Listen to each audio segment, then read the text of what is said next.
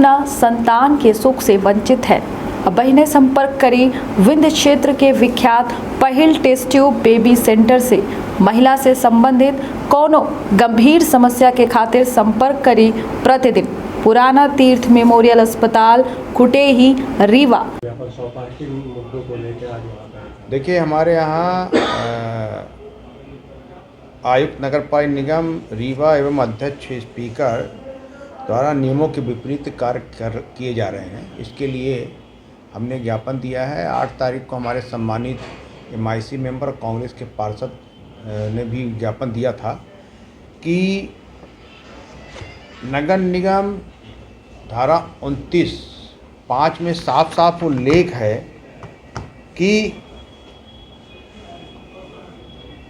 Mayor in council के निर्णय के बाद और महापौर द्वारा अनुमोदित एजेंडा कार्यसूची में किसी प्रकार का परिवर्तन अध्यक्ष स्पीकर नगर निगम द्वारा नहीं किया जाएगा। किंतु अध्यक्ष स्पीकर द्वारा ऐसे विषयों के एजेंडा कार्यसूची में जोड़ा गया जो महापौर द्वारा अनुमोदित नहीं।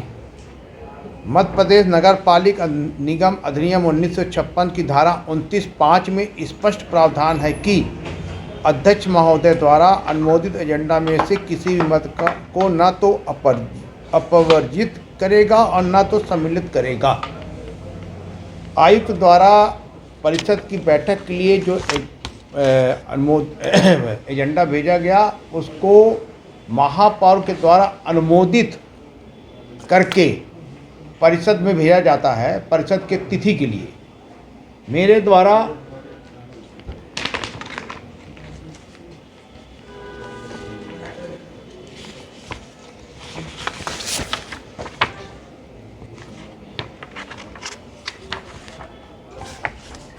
हमारे द्वारा 5/2024 को जो आयुक्त द्वारा 25 एजेंडे भेजे गए 1 से 25 नंबर तक, उसमें हमने एजेंडा प्रस्ताव क्रमांक 23, 24, 25 में कार्यवाही अपूर्ण होने से मेयर इन काउंसिल द्वारा परिषद में रखने की अनुशंसा नहीं की गई है, अतः ये तीनों प्रस्ताव अमान्य हैं। और एजेंडा प्रस्ताव क्रमांक 1 से 22 तक परिषद में रखने हेतु अनुमोदित परिषद बैठक की तिथि निर्धारित हेतु प्रेषित है। अध्यक्ष ने सीधे इसमें अवमाननीय अध्यक्ष को मैंने अग्रेसित कर दिया। अध्यक्ष का काम सिर्फ इतना है नगर निगम में कि अध्यक्ष के द्वारा महापौर से सहमत होकर तारीख तय करना और एजेंडे को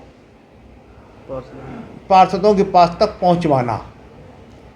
रीवा के अध्यक्ष ने सीधे इसका उल्लंघन किया। आयुक्त द्वारा प्रस्तुत एजेंडा प्रस्ताव क्रमांक 1 से 25 पर दिनांक 13/2024 को बैठक की।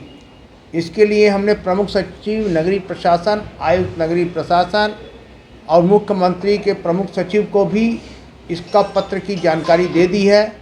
उनको बता दिया गया है। आज हमने कमिश्नर रीवा संभाग को सूचना दे दी कि आप शासन के प्रतिनिधि के रूप में हमारे यहाँ हैं, आप इस पे कार्रवाई करिए।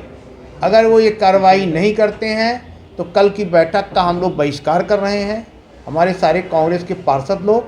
और ये एक्ट में साफ साफ उल्लेखित है नगर निगम की धारा 29(5) में कि आयुक्त उपधारा 3 में यथा उल्लेखित सम्मेलन में किए जाने वाले कामकाज एजेंडा की सूची तैयार करेगा और उसे अनुमोदन के लिए महापौर को प्रस्तुत करेगा। महापौर एजेंडा को अनुमोदित करेगा और उसे अध्यक्ष के पास भेजेगा। अध्यक्ष सम्मेलन के नोटिस के साथ उसे पार्षद के पास भेजने का इंतजाम करेगा। अध्यक्ष महापौर द्वारा अनुमोदित एजेंडे में से किसी मत को न तो अपवर्जित करेगा और न ही सम्मिलित करेगा।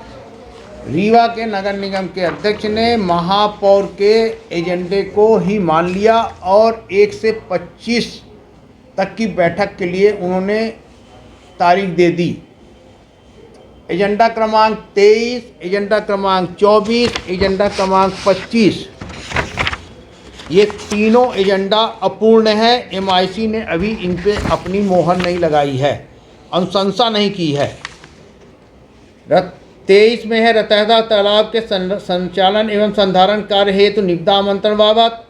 परशुराम मंदिर के संचालन एवं संधारण कार्य की निविदा आमंत्रण बाबत। रीवा शहर में सिरमौर चौराहा पर स्थित लोक निर्माण विभाग परिसर की 1.22 हेक्टेयर भूमि पर पुनः घत्ती योजना के तहत व्यवस्थापन हेतु निर्मित 84 दुकानों का अधिपत्य लिए जाने बाबत। ये तीनों योजनाएं जो हैं ये पुनः घत्तीकरण से संबंधित हैं। जब तक इनका हस्तांतरण नहीं हो जाता है तब तक नगर निगम इस पे कोई भी निर्णय नहीं ले सकती है। कमिश्नर ने MIC में प्रस्ताव रखा और ये कहा कि इसका हमको ओएंडम करने की अनुमति दी जाए। हमने कहा कि इसका ओएंडम इसलिए नहीं हो सकता है, अनुमति इसलिए नहीं दी जा सकती है क्योंकि डिफेक्ट लायबिलिटीज पीरियड होता है। कोई संविदाकार अगर कोई चीज़ को बनाएगा तो उसकी 3 साल 5 साल की मरम्मत की, गिरने की, टूटने की, सबकी डिफेक्ट लायबिलिटीज पीरियड होता है। उसमें इसका उल्लेख नहीं था, हस्तांतरण नहीं हुआ है, ज़मीन किसकी है, कैसे हम ओएंडम कर दें। पर कमिश्नर ने अपने मनमानी से कहा कि हम इसको परिषद से करवा लेंगे। हमने कहा आप स्वतंत्र हैं, आपकी जैसी इच्छा हो, अगर नियम के अनुकूल है, विधि के अनुकूल है तो आप नगर निगम एक्ट के तहत कार्य करिए। पर उन्होंने नगर निगम एक्ट से हट के लेते हैं तो हम लोग न्यायालय जाने के लिए बाध्य रहेंगे। ये हमारा आज का जाने का वहाँ उद्देश्य था। जैसा आपने कहा कि बहिष्कार कर देंगे, तो बहिष्कार करने से क्या फ़ायदा होगा, क्योंकि उन्हीं को फ़ायदा पहुँचेगा। तो देखिए क्या है कि अगर हम बहिष्कार नहीं करते हैं तो उससे क्या होगा कि जब हम वहाँ उपस्थित होंगे तो पंजी उपस्थित में हमारे भी हस्ताक्षर होंगे और उससे ये साबित हो जाएगा कि हमारी भी सहभागिता है, हम दिखावा कर रहे हैं। 1 से 22 तक जो जनहित के एजेंडे हैं उसको MIC के द्वारा अनुमोदन करके भेज दिया गया है। उसमें सिर्फ परिषद को निर्णय लेना है। तो हमने, हमारी कांग्रेस पार्टी के लोग 1 से 22 तक के एजेंडे के लिए तो सहमत हैं। एजेंडा क्रमांक 23, 24, 25 जो नगर निगम धारा 1956 के अधिनियम के विरुद्ध है उसको हम लोग अमान्य कर रहे हैं, इसलिए हम लोग परिषद का बहिष्कार कर रहे हैं।